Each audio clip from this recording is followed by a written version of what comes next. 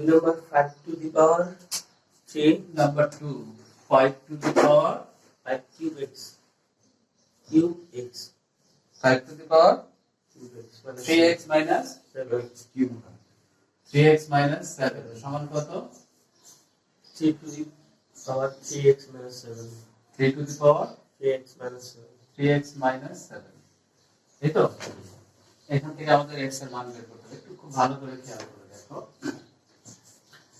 এই অঙ্কটার দুই পাশের পাওয়ার দেখো same 5 to the power 3x minus 7 আবার ডান পাশেও 3x minus 7 অর্থাৎ পাওয়ার সেম কিন্তু বেজ আলাদা পাওয়ার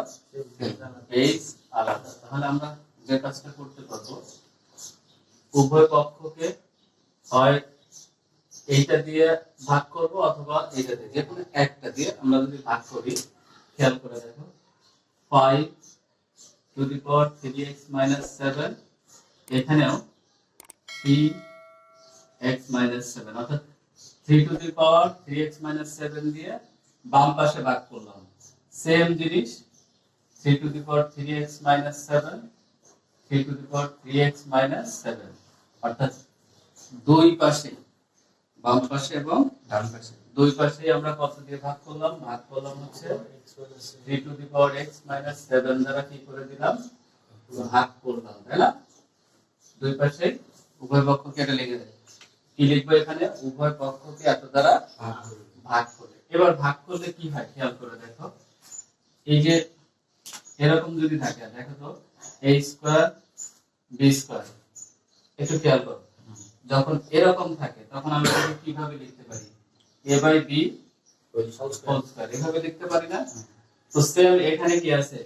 5 এর উপরেও যে পাওয়ার 3 এর উপরেও সেম পাওয়ার তাহলে 5 আর 3 লিখে ব্র্যাকেট দিয়ে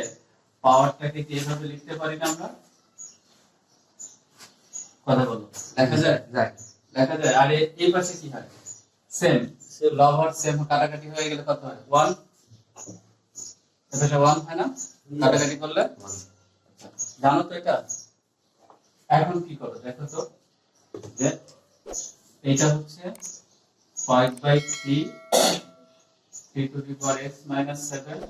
আর আমরা যদি কোনো সংখ্যার পাওয়ার যদি 0 হয় তার মান কত হয় 1 তাহলে আমরা এখানে লিখতে পারি 5/3 to the power 0 অর্থাৎ